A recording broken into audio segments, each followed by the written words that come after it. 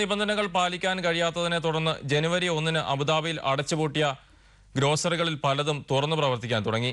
പൊതുസ്ഥാപനങ്ങൾക്കുണ്ടായ അസൗകര്യം കണക്കിലെടുത്താണ് ഇവ വീണ്ടും തുറന്നു പ്രവർത്തിക്കാൻ തുടങ്ങിയത്. എങ്കിലും പലയിടങ്ങളിലും ഗ്രോസറികൾ അടഞ്ഞുകിടക്കുകയാണ്. തലസ്ഥാനത്ത് അടച്ചിട്ടിരുന്ന ഗ്രോസറികൾ ഓരോന്നായി തുറക്കാൻ തുടങ്ങിയത് പൊതുജനങ്ങൾക്ക് ആശ്വാസമായി. തലസ്ഥാനത്തുള്ള 1300ഓളം ഗ്രോസറികൾ സ്ഥലപരിധിയും സൗകര്യങ്ങളും സംബന്ധിച്ച് ചില മാനദണ്ഡങ്ങൾ പാലിക്കണമെന്ന് അബുദാബി ഫുഡ് കൺട്രോൾ അതോറിറ്റി 2011 നിർദ്ദേശിച്ചിരുന്നു. മാനദണ്ഡങ്ങൾ നടപ്പിലാക്കാൻ 2012 ഡിസംബർ 31 വരെ സമയവും നൽകി. എന്നാൽ മഹാഭൂരിഭാഗം ഗ്രോസറികൾക്കും മാനദണ്ഡങ്ങൾ സമയപരിധിക്കുള്ളിൽ നടപ്പിലാക്കാൻ കഴിഞ്ഞില്ല. തുടർന്നാണ് ജനുവരി 1 മുതൽ ഗ്രോസറികൾ സ്വയം അടച്ചിടാൻ തീരുമാനിച്ചത്.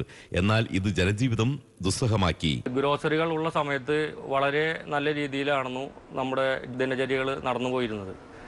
ഇപ്പോൾ എന്തെങ്കിലും ഒരു അത്യാവശ്യ കാര്യത്തിന് റൂമിൽ നിന്ന് അറിയിച്ചു കഴിഞ്ഞാൽ ഞാൻ കട പൂട്ടിയിട്ട് വലിയ സൂപ്പർ മാർക്കറ്റുകളിൽ പോയി സാധനങ്ങൾ വാങ്ങി കൊടുക്കേണ്ട ഒരു അവസ്ഥയാണ് വന്നിരിക്കുന്നത്.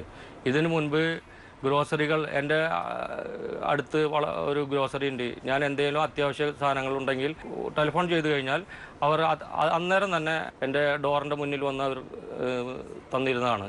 താമസിക്കുന്ന കെട്ടിടത്തിൽ തന്നെ ഗ്രോസറികൾ ഉള്ളതിന്റെ സൗകര്യം അനുഭവിച്ചു പരിചയിച്ച ജനങ്ങൾക്ക് നിത്യോപയോഗ സാധനങ്ങൾ വാങ്ങാൻ ദൂരെയുള്ള സൂപ്പർ മാർക്കറ്റുകളെ ആശ്രയിക്കേണ്ടി വരുന്നത് പ്രായോഗികമല്ല എന്നത് വ്യക്തമായിരുന്നു. ഏറ്റവും അധികം ബുദ്ധിമുട്ടെന്ന് പറഞ്ഞാൽ ഇവിടെയുള്ള ഫ്ലാറ്റിൽ ജീവിക്കുന്ന ആൾക്കാരാണ്. കാരണം എന്താണെന്ന് വെച്ചാൽ പെട്ടെന്ന് ഒരു വെള്ളം കിട്ടണമെന്നുണ്ടെങ്കിൽ ഓടിച്ചെന്നാൽ കിട്ടാൻ യാതൊരു രക്ഷയില്ല. അതേപോലെ തന്നെ ഹോം ഡെലിവറി ഇല്ല പറ്റുന്നൊന്നും.